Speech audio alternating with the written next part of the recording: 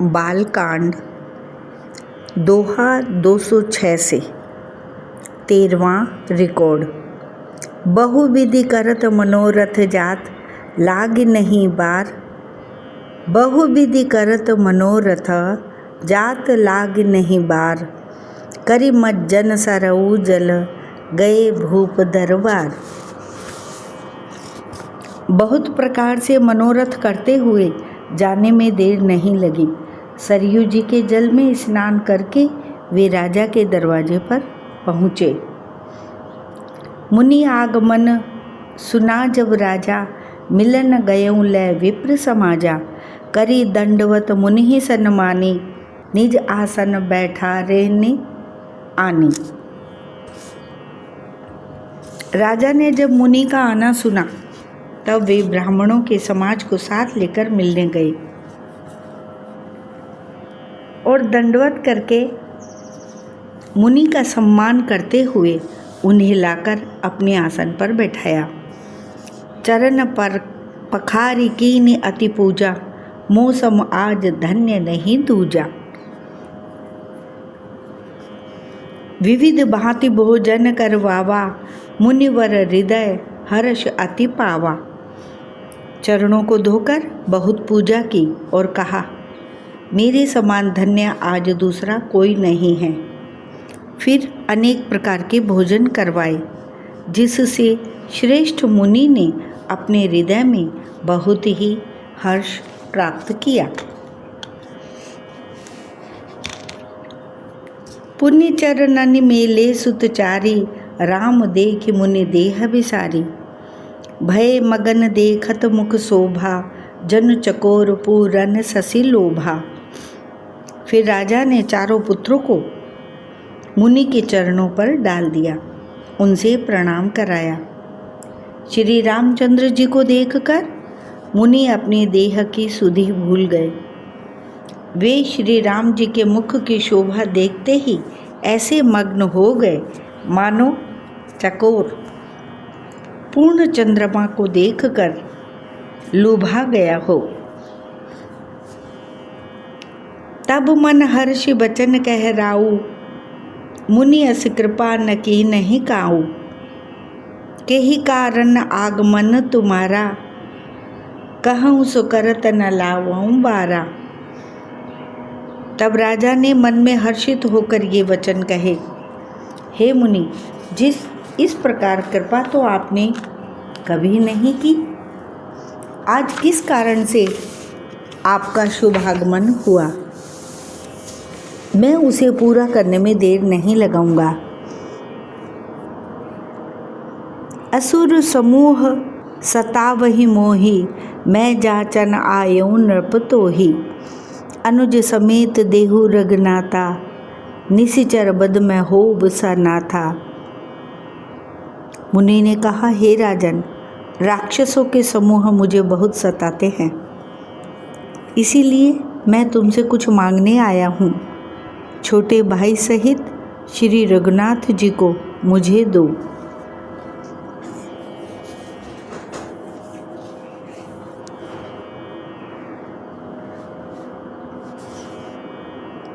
राक्षसों के मारे जाने पर मैं सनाथ सुरक्षित हो जाऊंगा। देहूँ भूप मन हर्षित, तजहु मोह अज्ञान। धर्म सुजस प्रभु तुम को, इन कह अति कल्याण। हे राजन, प्रसन्न मन से इनको दो, मोह और अज्ञान को छोड़ दो। हे स्वामी, इससे तुमको धर्म और सुयश की प्राप्ति होगी और इनका परम कल्याण होगा।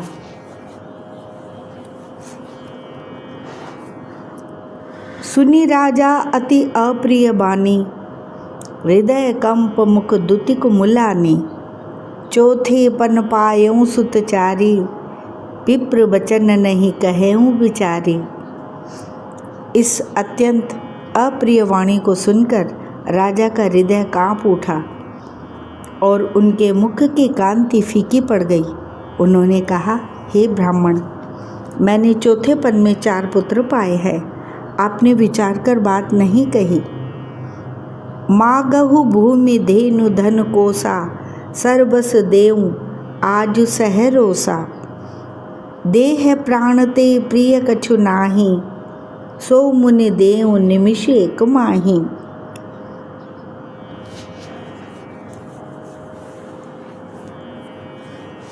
हे मुनि, आप पृथ्वी, गौ, धन और खजाना मांग लीजिए। मैं आज बड़े हर्ष के साथ अपना सर्वस्व दे दूंगा। देह और प्राण से अधिक प्यारा कुछ भी नहीं होता। मैं उसे भी एक पल में दे दूंगा। सब सुत प्रिय मोहि प्राण की नाई, राम देत नहीं बनई गुसाई। कह निशिचर अति घोर कठोरा, कह सुंदर सुत परम किशोरा।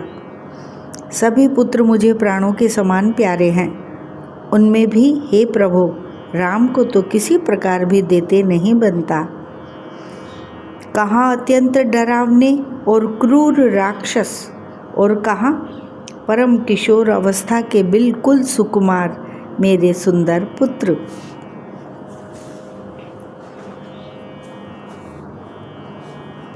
सुनि नृप गिरा प्रेम रस सानी, हृदय हर्ष माना मुनि ज्ञानी। तब वशिष्ठ बहुविधि समुझावा, नृप संदेह नास कह पावा। प्रेम रस में सनी हुई राजा की वाणी सुनकर ज्ञानी मुनि विश्वामित्र जी ने हृदय में बड़ा हर्ष माना।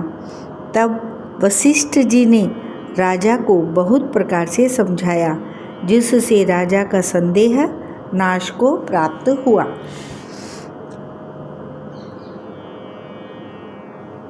अति आदर दो तनय बुलाए, हृदय लाए बहु भांति सिखाए। मेरे प्राणनाथ सुत दो, तुम मुनि पिता आन नहीं को।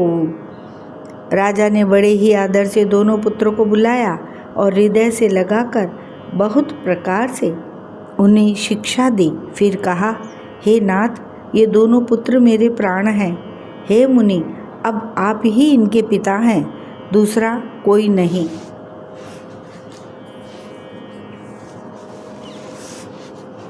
सौंपे भूप ऋषि सुत, बहुविधि देई आशीष। जननी भवन गए प्रभु, चले नाई पद शीस। राजा ने बहुत प्रकार से आशीर्वाद देकर पुत्रों को ऋषि के हवाले कर दिया। फिर प्रभु माता के महल में गए और उनके चरणों में सिर नवाकर चले। सोरठा। हर्षि चले मुनि भय हरन, पुरुष सिंह दो वीर। अखिल विश्व का रन करन, कृपा सिंधु मति धीर। पुरुषों में सिंह रूप दोनों भाई राम लक्ष्मण मुनि का भय हरने के लिए प्रसन्न होकर चले। वे कृपा के समुद्र, धीर बुद्धि और संपूर्ण विश्व के कारण के भी कारण हैं। अरुण नयन उर बाहु विशाला, नील जलज तनु श्याम तमाला। कटिपट पीत कसे बर भाथा, रुचिर चाप सायक दुहु हाता। भगवान के लाल नेत्र हैं, चौड़ी छाती और विशाल भुजाएं हैं। नील कमल और तमाल के वृक्ष की तरह श्याम शरीर है। कमर में पीतांबर पहने और सुंदर तरकस कसे हुए हैं। दोनों हाथों में क्रमशः सुंदर धनुष और बाण हैं। श्याम गौर सुंदर दो भाई, विश्वामित्र महानिधि पाई। प्रभु ब्रह्मण्य देव मैं जाना, मोहिनीति पिता तजेऊ भगवाना। श्याम और गौर वर्ण के दोनों भाई परम सुंदर हैं। विश्वामित्र जी को महान निधि प्राप्त हो गई।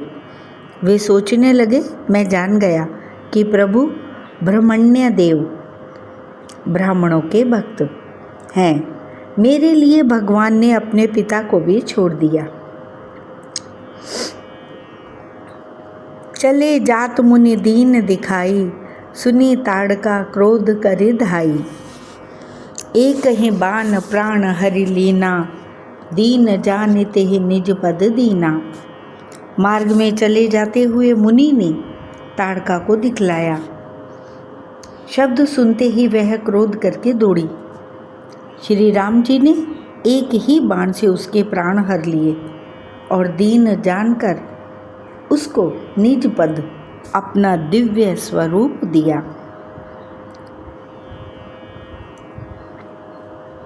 तब ऋषि निज नाथें जिय चीनी, विद्या निधि कहूँ विद्या दीनी। जाते लाग न क्षुधा पिपासा, अतुलित बल तनु तेज प्रकाशा। तब ऋषि विश्वामित्र ने प्रभु को मन में विद्या का भंडार समझते हुए भी लीला को पूर्ण करने के लिए ऐसी विद्या दी जिससे भूख प्यास ना लगे और शरीर में अतुलित बल और तेज का प्रकाश हो।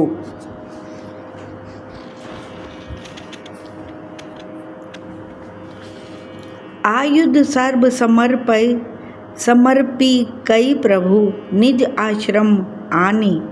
कंद मूल फल भोजना, दीन भगत हित जाने।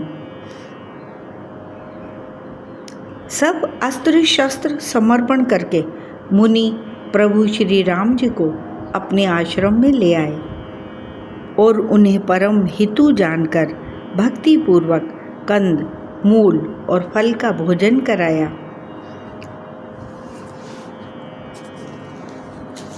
प्रात कहा मुनिसन रघुराई, निर्भय यज्ञ करहु तुम जाई। होम करन लागे मुनि झारी, आप रहे मख की रखवारी। सवेरे श्री रघुनाथ जी ने मुनि से कहा, आप जाकर निडर होकर यज्ञ कीजिए। यह सुनकर सब मुनि हवन करने लगे। आप श्री राम जी यज्ञ की रखवाली पर रहे।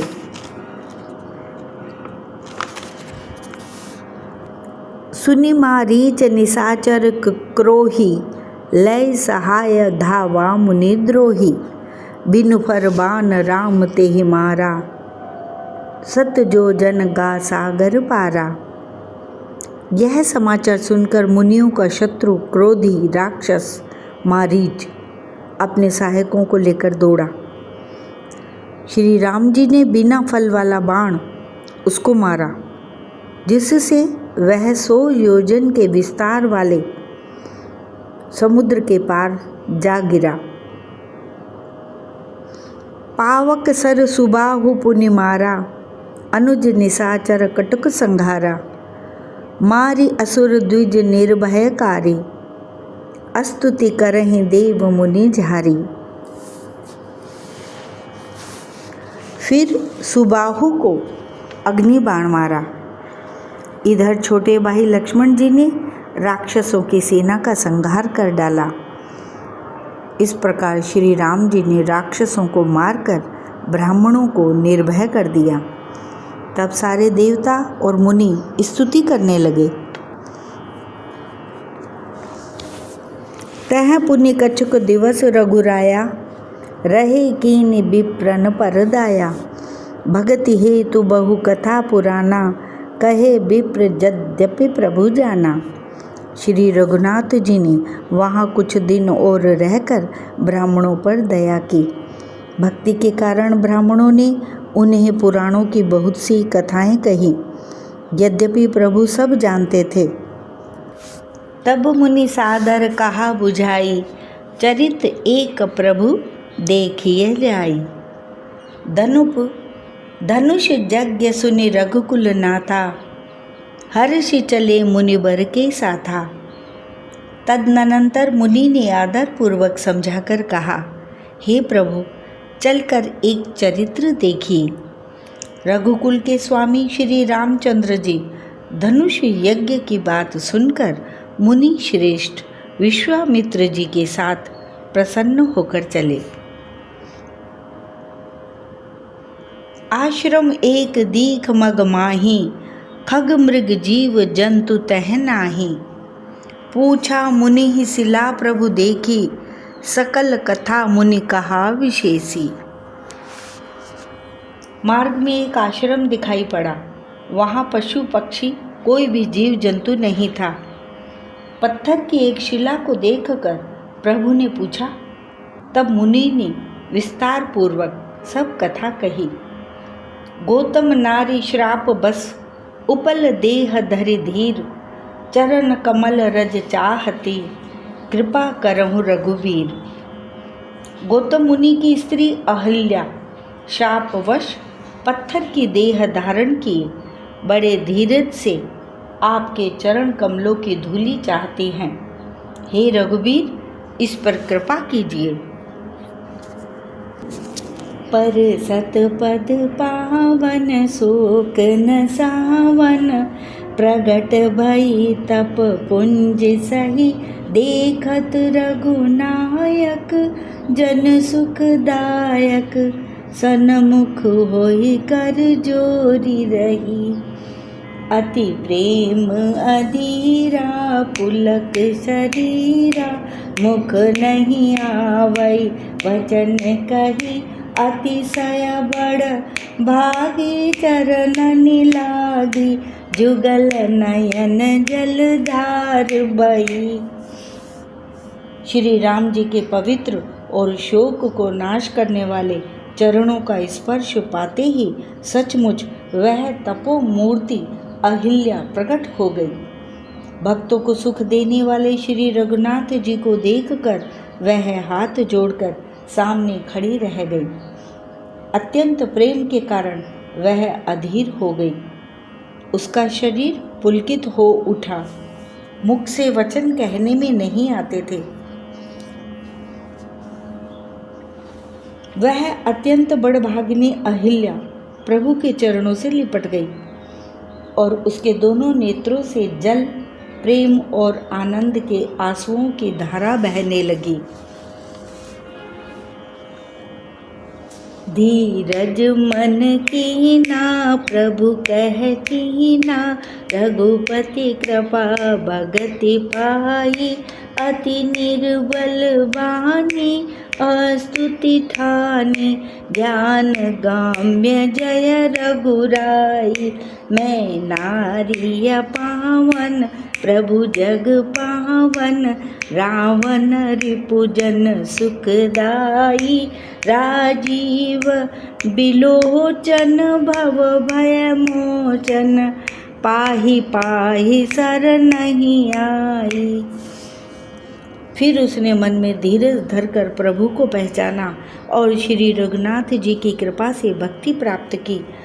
तब अत्यंत निर्मल वाणी से उसने इस प्रकार स्तुति प्रारंभ की। हे ज्ञान से जानने योग्य श्री रघुनाथ जी, आपकी जय हो। मैं सहज ही अपवित्र स्त्री हूँ और हे प्रभु, आप जगत को पवित्र करने वाले, भक्तों को सुख देने वाले और रावण के शत्रु हैं। हे कमल नयन, हे संसार के भय से छुड़ाने वाले, जन्म मृत्यु के भय से छुड़ाने वाले, मैं आपकी शरण आई हूँ। मेरी रक्षा कीजिए, रक्षा कीजिए। मुनि श्राप जो दीना, अति बल कीना, परम अनुग्रह मैं माना, देखऊं भरी लोचन हरि भव मोचन, यही लाभ शंकर जाना। बिनती प्रभु मोरी मैं मति बोरी, नाथ न मांगऊं बरआना, पद कमल परागा रस अनुरागा, मम मन मधुप करे पाना। मुनि ने जो मुझे शाप दिया सो बहुत ही अच्छा किया। मैं उसे अत्यंत अनुग्रह मानती हूँ कि जिसके कारण मैंने संसार से छुड़ाने वाले श्री हरि आपको नेत्र भरकर देखा।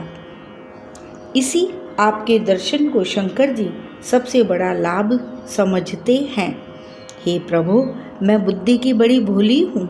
मेरी एक विनती है, हे नाथ, मैं और कोई वर नहीं मांगती। केवल यही चाहती हूँ कि मेरा मन रूपी भौरा आपके चरण कमल की रज के प्रेम रूपी रस का सदा पान करता रहे। जेहि पद सुर सरिता परम पुनीता, प्रगट भई शिव शीस धरी। सोई पद पंकज जेहि पूजत अज मम, सिर धरऊ कृपाल हरि।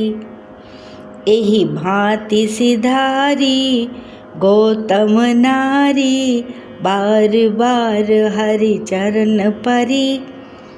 जो अति मन भावा सो बरु पावा, गए पति लोक आनंद भरी। जिन चरणों से परम पवित्र देव नदी गंगा जी प्रकट हुई, जिन्हें शिवजी ने सिर पर धारण किया और जिन चरण कमलों को ब्रह्मा जी पूजते हैं, कृपालु हरि आपने उन्हीं को मेरे सिर पर रखा। इस प्रकार स्तुति करती हुई बार बार भगवान के चरणों में गिरकर जो मन को बहुत ही अच्छा लगा, उस वर को पाकर गौतम की स्त्री अहिल्या आनंद में भरी हुई पति लोक को चली गई। अस प्रभु दीन बंधु हरि, कारण रहित दयाल। तुलसीदास सठ ते ही, भजू छाड़ी कपट जंजाल। प्रभु श्री रामचंद्र जी ऐसे दीन बंधु और बिना ही कारण दया करने वाले हैं।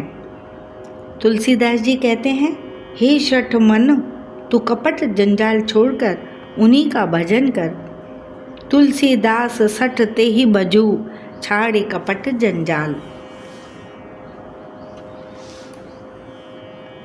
मास पारायण 7वां विश्राम।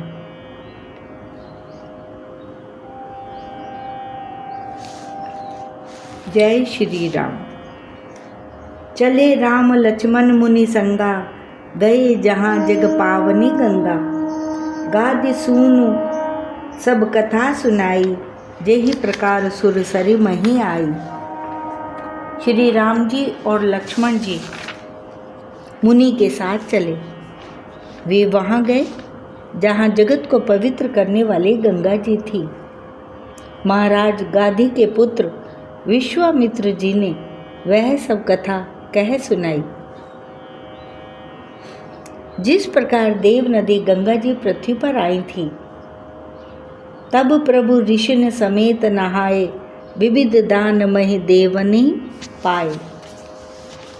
हर्षि चले मुनि वृंद सहाया, बेग विदेह नगर नियर आया। तब प्रभु ने ऋषियों सहित गंगा जी में स्नान किया। ब्राह्मणों ने भांति भांति के दान पाए। फिर मुनि वृंद के साथ वे प्रसन्न होकर चले और शीघ्र ही जनकपुर के निकट पहुँच गए। पुर रम्यता राम जब देखी, हर्ष अनुज समेत विशेषी। बापी कूप सरित सर नाना, सलिल सुधा सम मनि सोपाना। श्री राम जी ने जब जनकपुर की शोभा देखी, तब वे छोटे भाई लक्ष्मण सहित अत्यंत हर्षित हुए। वहाँ अनेकों बावलियाँ, कुएं, नदी और तालाब हैं, जिनमें अमृत के समान जल है और मणियों की सीढ़ियाँ बनी हुई हैं। गुंजत मंजु मत रस भृंगा, कूजत कल बहु बरन बिहंगा। बरन बरन बिकसे बन जाता, त्रिविध समीर सदा सुखदाता। मकरंद रस से मतवाले होकर भौरे सुंदर गुंजार कर रहे हैं। रंग बिरंगे बहुत से पक्षी मधुर शब्द कर रहे हैं। रंग रंग के कमल खिले हैं। सदा सब ऋतुओं में सुख देने वाला शीतल मंद सुगंध पवन बह रहा है।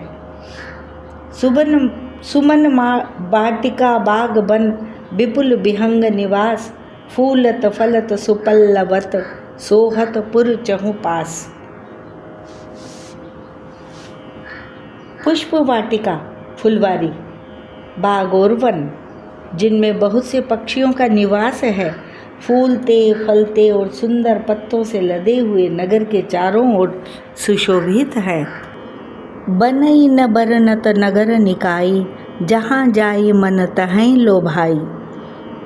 चारु बजारु विचित्र अंबारी, मन में विधि जनु स्वकर संवारी। नगर की सुंदरता का वर्णन करते नहीं बनता। मन जहाँ जाता है वही लुभा जाता है, रम जाता है। सुंदर बाजार है, मणियों से बने हुए विचित्र छज्जे हैं। मानो ब्रह्मा ने उन्हें अपने हाथों से बनाया है। धनिक बनिक बर धनद समाना, बैठे सकल वस्तु लय नाना। चौहट सुंदर गली सुहाई, संतत रहें सुगंध सिंचाई। कुबेर के समान श्रेष्ठ धनी व्यापारी सब प्रकार की अनेक वस्तुएं लेकर दुकानों में बैठे हैं। सुंदर चौराहे और सुहावनी गलियां सदा सुगंध से सींची रहती हैं। मंगलमय मंदिर सब केरे, चित्रित जनु रतिनाथ चितेरे। पुर नर नारी सुभग सुचि संता, धर्मशील ज्ञानी गुणवंता। सबके घर मंगलमय हैं और उन पर चित्र कढ़े हुए हैं, जिन्हें मानो कामदेव रूपी चित्रकार ने अंकित किया है। नगर के सभी स्त्री पुरुष सुंदर, पवित्र, साधु स्वभाव वाले, धर्मात्मा, ज्ञानी और गुणवान हैं। अति अनूप जह जनक निवासु, बित कहीं विबुध बिलोकी बिलासु। होत चकित चितकोट बिलोकी, सकल भुवन शोभा जनु रोकी। जहाँ जनक जी का अत्यंत अनुपम सुंदर निवास स्थान महल है, वहाँ के विलास ऐश्वर्य को देखकर देवता भी थकित स्तंभित हो जाते हैं। मनुष्यों की तो बात ही क्या। कोट राजमहल के परकोटे को देखकर चित्त चकित हो जाता है। ऐसा मालूम होता है मानो उसने समस्त लोगों की शोभा को रोक रखा है, घेर रखा है। धवल धाम मणिपुर टपट, सुगटति नाना भांति। सिय निवास सुंदर सदन, शोभा किमि कही जाती। उज्ज्वल महलों में अनेक प्रकार के सुंदर रीति से बने हुए मणि जटित सोने की जरी के पर्दे लगे हैं। सीता जी के रहने के सुंदर महल की शोभा का वर्णन किया ही कैसे जा सकता है।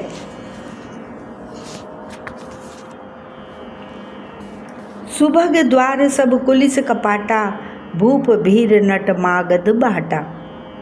बनी विशाल बाजी गजशाला, है गए रथ संकुल सब काला।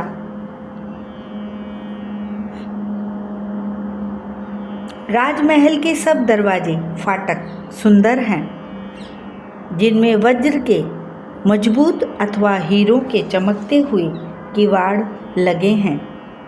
वहाँ मातहत राजाओं, नटों, मागधों और भाटों की भीड़ लगी रहती है। घोड़ों और हाथियों के लिए बहुत बड़ी बड़ी घुड़शालें और गजशालाएं, फील खाने बनी हुई हैं, जो सब समय घोड़े, हाथी और रथों से भरी रहती हैं।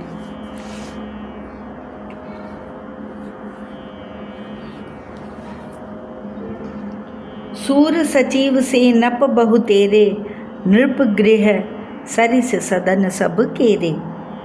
पुरबाहेर सर सरित समीपा, उतरे जह तह विपुल महीपा।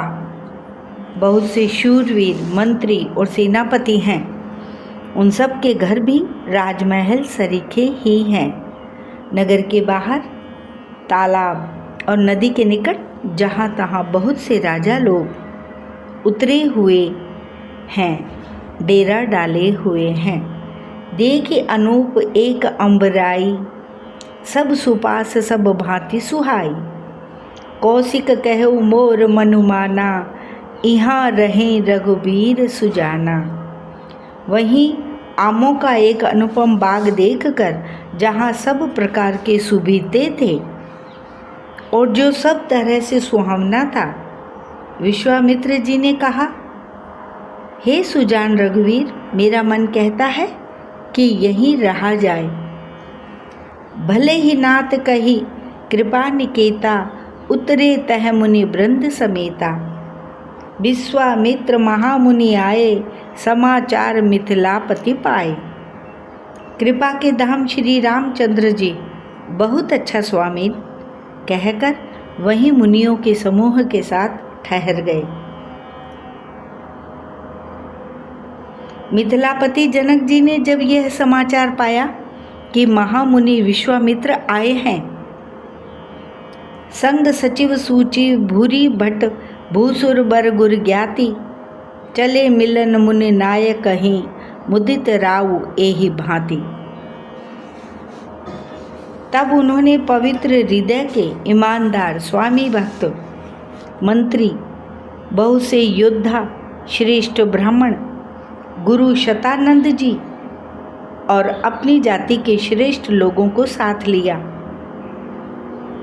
और इस प्रकार प्रसन्नता के साथ राजा मुनियों के स्वामी विश्वामित्र जी से मिलने चले।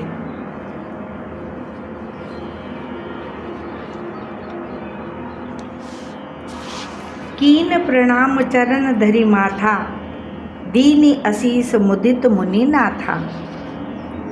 विप्र वृंद सब सादर बंदे, जानि भाग्य बढ़ राउ नंदे। राजा ने मुनि के चरणों पर मस्तक रखकर प्रणाम किया। मुनियों के स्वामी विश्वामित्र जी ने प्रसन्न होकर आशीर्वाद दिया। फिर सारी ब्राह्मण मंडली को आदर सहित प्रणाम किया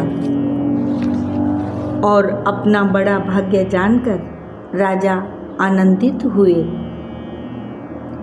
कुशल प्रश्न कही बारहि बारा, विश्वामित्र नृपहि बैठारा। तेहि अवसर आए दो भाई, गए रहे देखन फुलवाई। बार बार कुशल प्रश्न करके विश्वामित्र जी ने राजा को बैठाया। उसी समय दोनों भाई आ पहुँचे जो फुलवाड़ी देखने गए थे। श्याम गोर मृदु बयस किशोरा, लोचन सुखद विश्व चित चोरा। उठे सकल जब रघुपति आए, विश्वामित्र निकट बैठाए। सुकुमार किशोर अवस्था वाले श्याम और गोर वर्ण के दोनों कुमार, नेत्रों को सुख देने वाले और सारे विश्व के चित्त को चुराने वाले हैं। जब रघुनाथ जी आए तब सभी उनके रूप एवं तेज से प्रभावित होकर उठकर खड़े हो गए। विश्वामित्र जी ने उनको अपने पास बैठा लिया। भय सब सुखी देखि दो भ्राता, बारी बिलोचन पुलकित गाता। मूर्ति मधुर मनोहर देखी, भयो विदेहु विदेहु विशेषी। दोनों भाइयों को देखकर सभी सुखी हुए, सबके नेत्रों में जल भर आया। आनंद और प्रेम के आंसू उमड़ पड़े और शरीर रोमांचित हो उठे। राम जी की मधुर मनोहर मूर्ति को देखकर विदेह जनक विशेष रूप से विदेह अर्थात देह के शुद्ध बुद्ध से रहित हो गए। प्रेम मगन मनु जाने नृपु, करि विवेक धरि धीर। बोले मुनि पद नाई सिरु, गद गद गिरा गभीर। मन को प्रेम में मग्न जान राजा जनक ने विवेक का आश्रय लेकर धीरज धारण किया और मुनि के चरणों में सिर नवाकर गदगद प्रेम भरी गंभीर वाणी से कहा, कहूँ नाथ सुंदर दो बालक, मुनि कुल तिलक के नृप कुल पालक। ब्रह्म जो निगम नेति कही गावा, उभय वेश धरि की सोई आवा। हे नाथ कहिए, ये दोनों सुंदर बालक मुनि कुल के आभूषण हैं या किसी राजवंश के पालक, अथवा जिसका वेदों ने नेति कहकर गान किया है? कहीं वह ब्रह्म तो युगल रूप धारण कर नहीं आया है?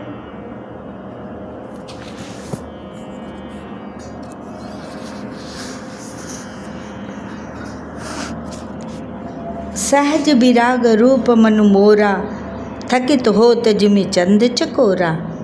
ताते प्रभु पूछऊं सती भाऊ, कहूँ नाथ जनि करऊँ दुराऊ। मेरा मन जो स्वभाव से ही वैराग्य रूप बना हुआ है, इन्हें देखकर इस तरह मुग्ध हो रहा है जैसे चंद्रमा को देखकर चकोर। हे प्रभु, इसलिए मैं आपसे सत्य निश्चल भाव से पूछता हूँ, हे नाथ बताइए, छिपाव न कीजिए। इन्हीं बिलोकत अति अनुरागा, बर बस ब्रह्म सुख ही मन त्यागा। कह मुनि बिहसि कहु नृपनीका, वचन तुम्हारा न होई लीका। इनको देखते ही अत्यंत प्रेम के वश होकर मेरे मन ने जबरदस्ती ब्रह्म सुख को त्याग दिया है। मुनि ने हंसकर कहा, हे राजन, आपने ठीक यथार्थ ही कहा, आपका वचन मिथ्या नहीं हो सकता। ये प्रिय सब ही जहाँ लगे प्राणी, मन मुस्काहि राम सुनी बानी। रघुकुल मन दशरथ के जाए, मम हित लागे नरेश पठाए। जगत में जहाँ तक जितने भी प्राणी हैं, ये सभी को प्रिय हैं। मुनि की रहस्य भरी वाणी सुनकर श्री राम जी मन ही मन मुस्कुराते हैं, हंसकर मानो संकेत करते हैं कि रहस्य खोलिए नहीं। तब मुनि ने कहा, हे रघुकुल मणि महाराज दशरथ के पुत्र हैं, मेरे हित के लिए राजा ने इन्हें मेरे साथ भेजा है। राम लखन दो बंधु बर, रूप सील बल धाम। मख राखेउ सबु साख्य जगु, जिते असुर संग्राम। ये राम और लक्ष्मण दोनों श्रेष्ठ भाई, रूप, शील और बल के धाम हैं। सारा जगत इस बात का साक्षी है कि इन्होंने युद्ध में असुरों को जीतकर मेरे यज्ञ की रक्षा की है। मुनि तव चरण देखि कह राऊ, कही न सकौ निज पुण्य प्रभाऊ। सुंदर श्याम गौर दो भ्राता, आनंद हो के आनंद दाता। राजा ने कहा, हे मुनि, आपके चरणों के दर्शन कर मैं अपना पुण्य प्रभाव कह नहीं सकता। ये सुंदर श्याम और गौर वर्ण के दोनों भाई आनंद को भी आनंद देने वाले हैं। इनकई प्रीति परस्पर पावनी, कही न जाय मन भाव सुहावने। सुनहु नाथ कह मुदित विदेहु, ब्रह्म जीव इव सहज सनेहु।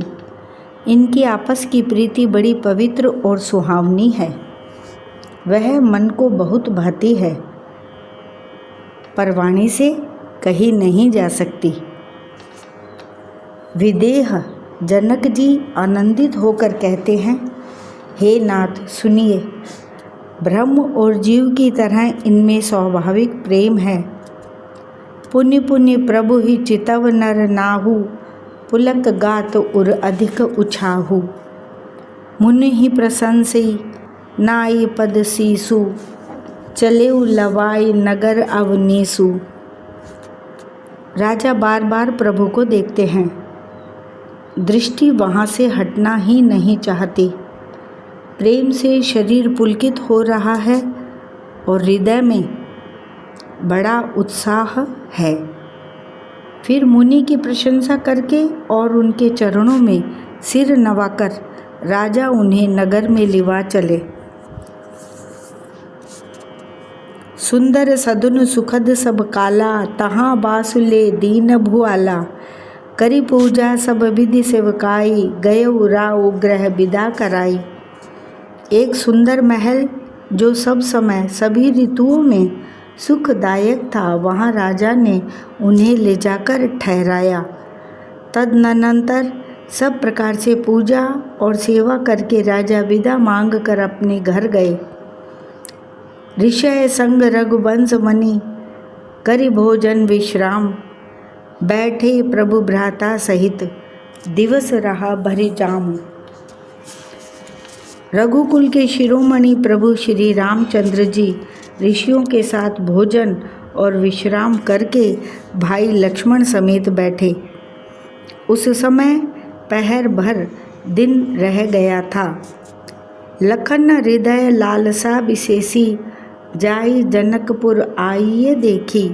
प्रभु भय बहुरी मुनि सकुचाही, प्रगट न कहहीं मन ही मुस्काहीं।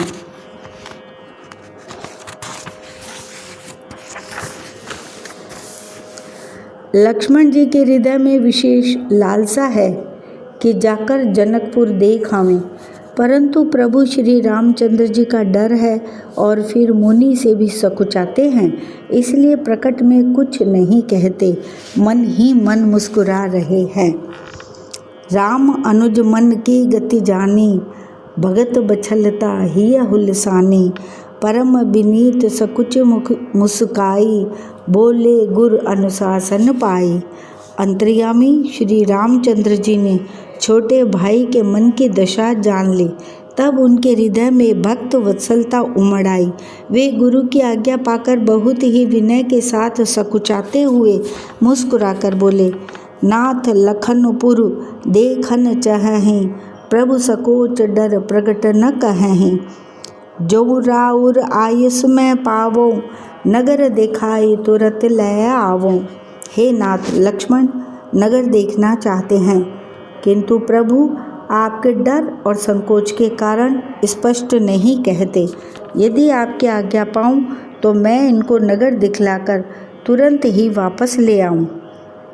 सुनि मुनि सुकह वचन सप्रीति, कस न राम तुम राखहु नीति।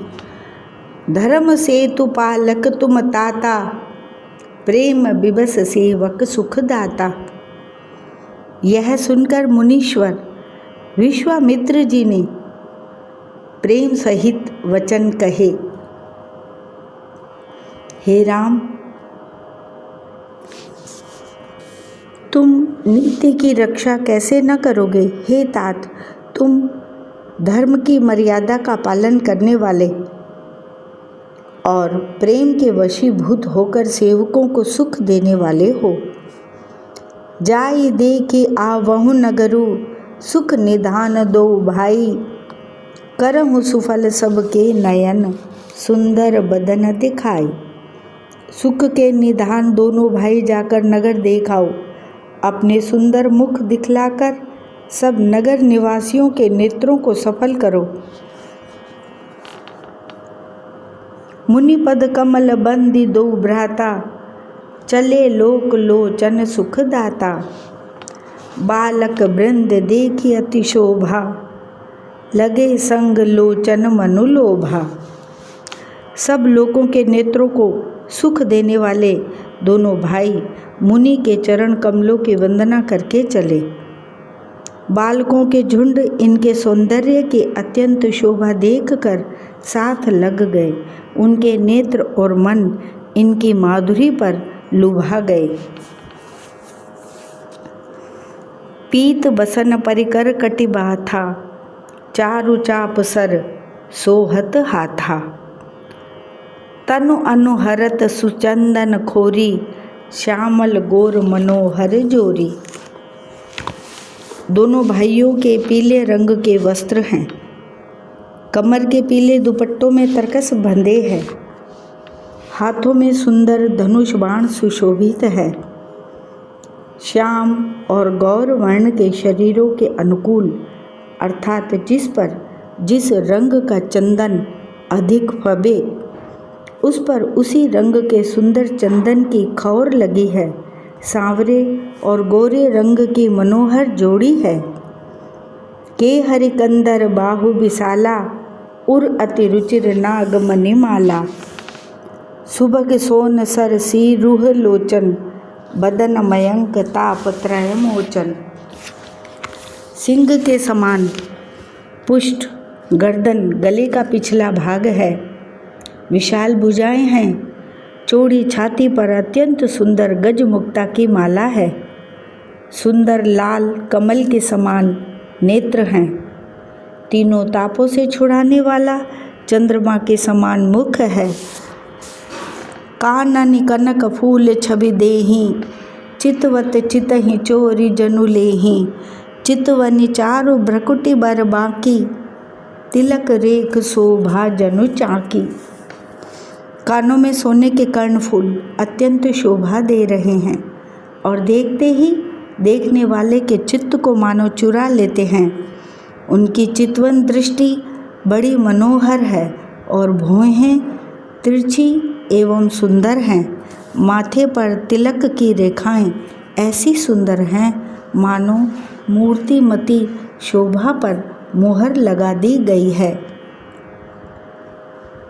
रुचिर चौतनी सुभग सिर, मेचक कुंचित केस, नख सिक सुंदर बंधु दोऊ, शोभा सकल सुदेश।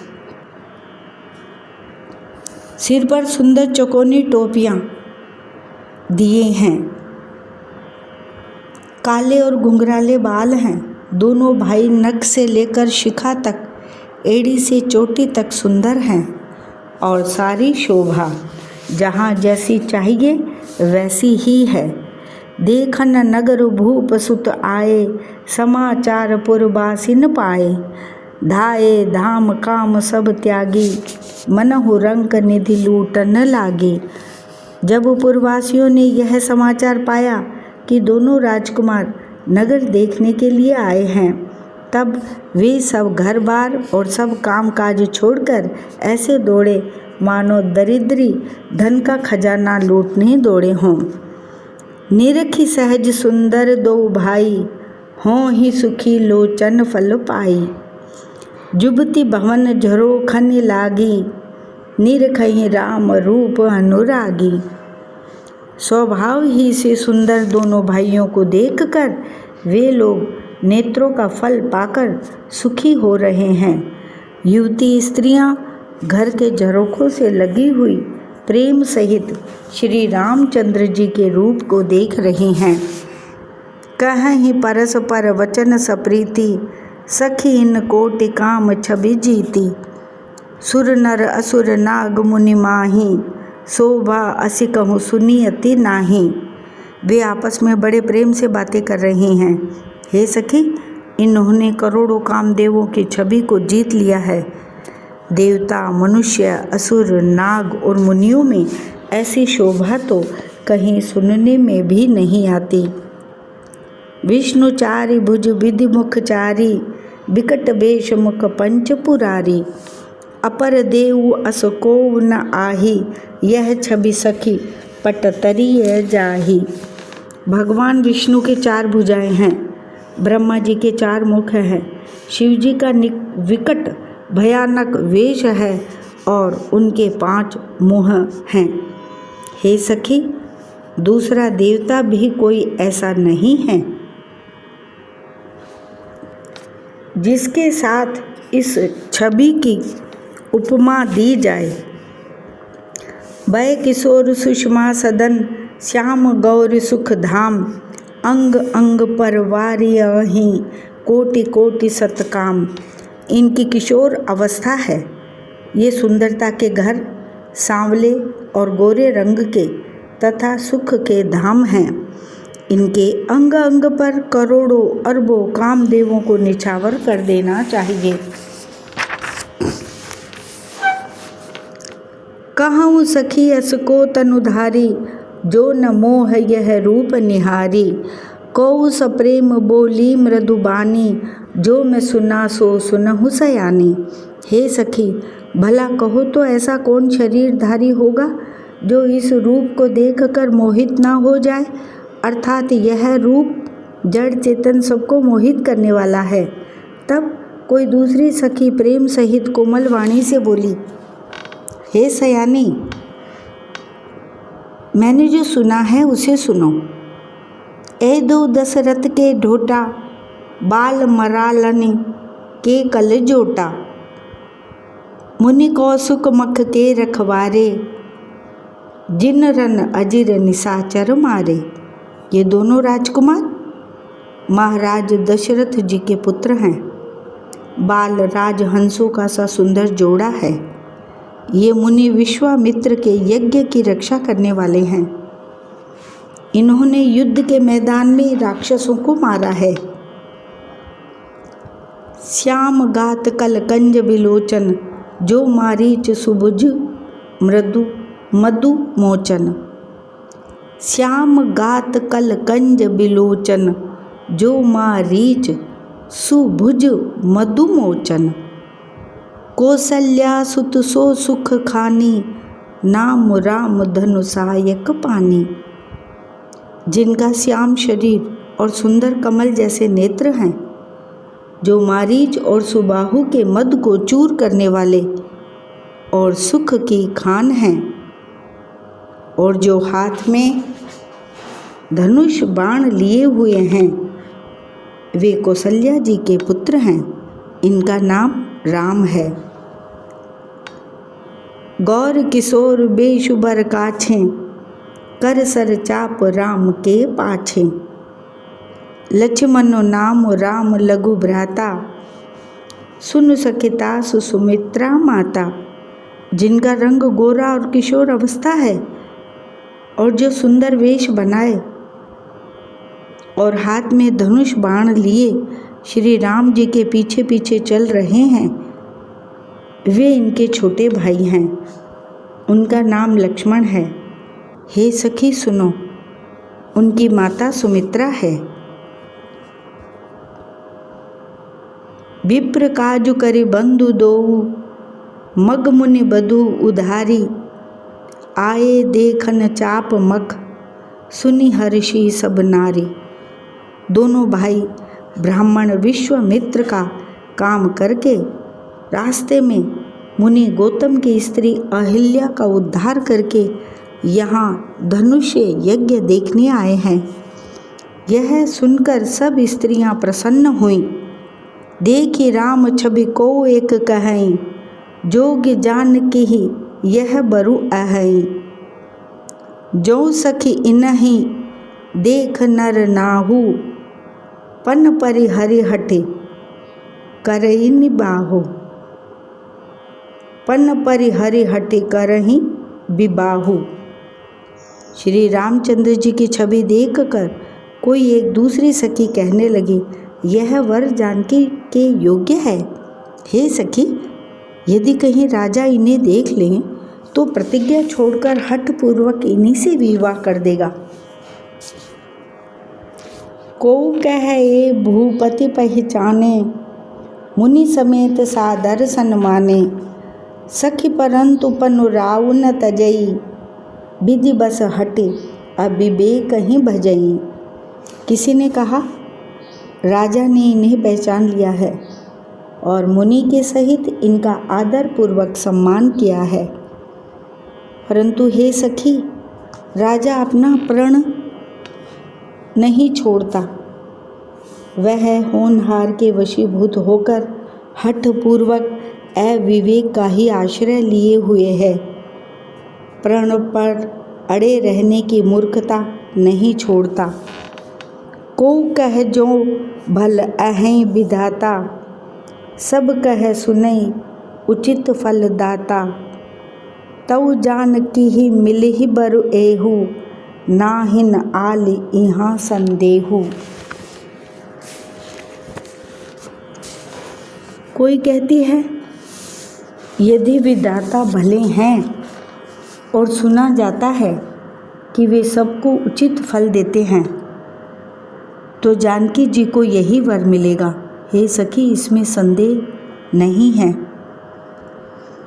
जो विधि बस अस बने संजोगु, तौ कृत कृत्य होई सब लोगु। सखी हमरे आरती अति ताते, कबहु के आ वहीं यही नाते। जो दैव योग से ऐसा संयोग बन जाए तो हम सब लोग कृतार्थ हो जाएं। हे सखी, मेरे तो इसी से इतनी अधिक आतुरता हो रही है कि इसी नाते कभी ये यहाँ आवेंगे। नाहित हम कहूँ सुनहु सखी, इन कर दर्शनु दूरी। यह संग घटु तब होई, जब पुण्य पुरा कृत भूरी। नहीं तो विवाह न हुआ तो हे सखी सुनो, हमको इनके दर्शन दुर्लभ है। यह संयोग तभी हो सकता है जब हमारे पूर्व जन्मों के बहुत पुण्य हों। बोली अपर कहूँ सखिनी का, एहि विहाय अति हित सब ही का। को कह शंकर चाप कठोरा, ऐश्यामल मृदुगात किशोरा। दूसरी ने कहा, हे सखी तुमने बहुत अच्छा कहा, इस विवाह से सभी का परम हित है। किसी ने कहा, शंकर जी का धनुष कठोर है और ये सांवले राजकुमार कोमल शरीर के बालक हैं। सब असमंजस अहें सयानी, यह सुनी अपर कहें मृदु बानी। सखी इन कहें को अस कहें, बड़ प्रभाव देखत लघु अहें। हे सयानी, सब असमंजस ही है। यह सुनकर दूसरी सखी कोमल वाणी से कहने लगी, हे सखी, इनके संबंध में कोई ऐसा कहते हैं कि ये देखने में तो छोटे हैं, पर इनका प्रभाव बहुत बड़ा है। परसि जासु पद पंकज धूरी, तरी अहिल्या कृत अग भूरी। सो कि रही बिनु शिव धनु तोरे, यह प्रतीति परिहरे न भोरे। जिनके चरण कमलों की धूलि का स्पर्श पाकर अहिल्या तर गई, जिसने बड़ा भारी पाप किया था, वे क्या शिवजी का धनुष बिना तोड़े रहेंगे? इस विश्वास को भूल कर भी नहीं छोड़ना चाहिए। जेहि भी रंचि रचि सीए संवारी, तेहि श्यामल बरु रचेउ बिचारी। तासु बचन सुनि सब हर्षानी, ऐसे ही होऊ कहें मृदु बानी। जिस ब्रह्मा ने सीता को संवार कर बड़ी चतुराई से रचा है, उसी ने विचार कर सांवला वर भी रच रखा है। उसके ये वचन सुनकर सब हर्षित हुई और कोमल वाणी से कहने लगी, ऐसा ही हो। ही हर्षहि बरषहि सुमन, सुमुखि सुलोचनि वृंद। जाहि जहाँ जह बंधु दोऊ, तह तह परमानंद।